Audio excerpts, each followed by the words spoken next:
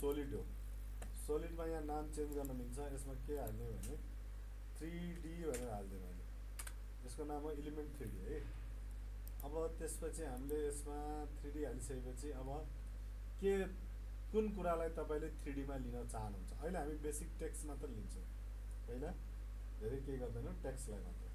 मलाई कुन टेक्स्ट लेख्नु छ भने यहाँनिर एउटा चाहिँ देखाउँ यसको।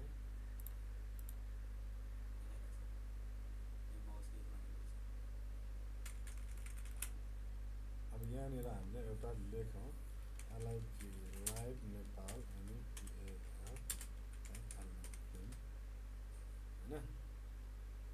एकाडेमी म पछि मात्र हालेँ होइन। अब यसलाई चाहिँ हामीले सेन्टर यताउता दायाँ गर्नलाई हामीले के गर्छौँ त यहाँबाट हामीले ट्रान्सफर्ममा गएर सेन्टर एङ्कर पोइन्ट गऱ्यौँ अनि सेन्टर एन्ड ट्रान्सफर्म गरेर सेन्टर इन भ्यू गऱ्यौँ होइन। एज पर यसको यहाँदेखि हामीले यसको चाहिँ बढाइदिन्छ होइन, बढाइदिन्छ। अब यो फर्स्ट हाम्रो टेक्स्ट आयो। टेक्स्ट आइसकेपछि अहिले हामी सिङ्गल टेक्स्ट लिन्छौँ, धेरै टेक्स्ट लिँदैनौँ। अब अरू लाइभ नेपाल फिल्म एकाडेमी पनि चाहिन्छ भने म फिल्म एकाडेमी छुट्टै लेयर बनाउनु पर्छ। फिल्म आयो एकाडेमी होइन,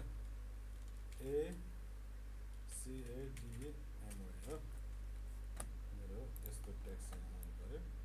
यो मलाई अलि सानो चाहिन्छ। यसलाई सानो पछि पनि गर्न मिल्छ। अहिले यहाँ मोटामोटीले यहाँ मोडलिङ हुँदैन।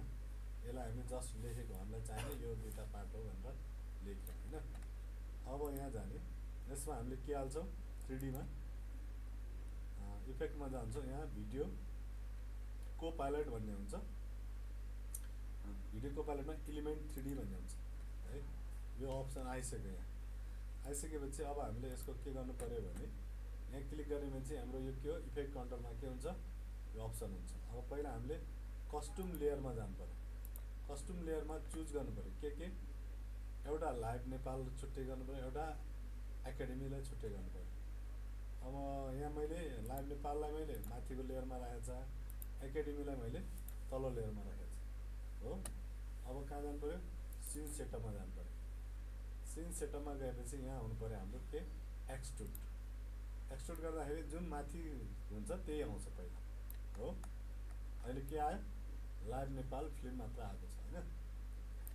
अब यसपछि तपाईँलाई के चाहियो त एकाडेमी पनि चाहियो भने हामीले यहाँ राइट क्लिक यसलाई डुप्लिकेट अल गर्नु पर्यो।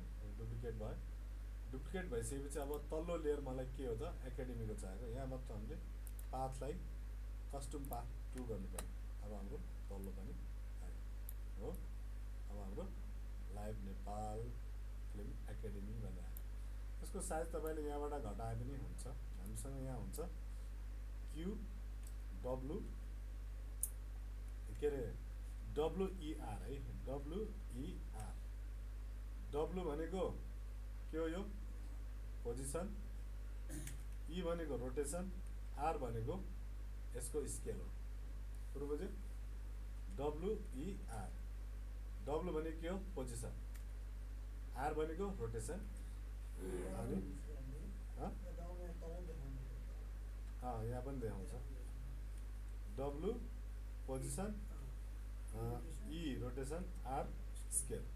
कुरो बुझ्नु भयो नि। त यो कुरा हामीले हेर्नुपर्ने हुन्छ। अब फर्स्ट तपाईँले अब के चाहियो त अलिअलि जस्ट यसमा सिङ्गल सलिड छ त्यही भएर यो सिङ्गल आज हामीसँग यहाँ प्रिसेटहरू हुन्छ होइन। यिनीहरू सबै प्रिसेटहरू। मलाई इफेक्टको चाहियो त इफेक्टको प्रिसेटहरू यहाँ छ। यो जुन टेक्स्टको प्रिसेटहरू तपाईँलाई कस्तो टेक्स्ट चाहियो यहाँ डबल क्लिक गऱ्यो भने त्यसमा के हुन्छ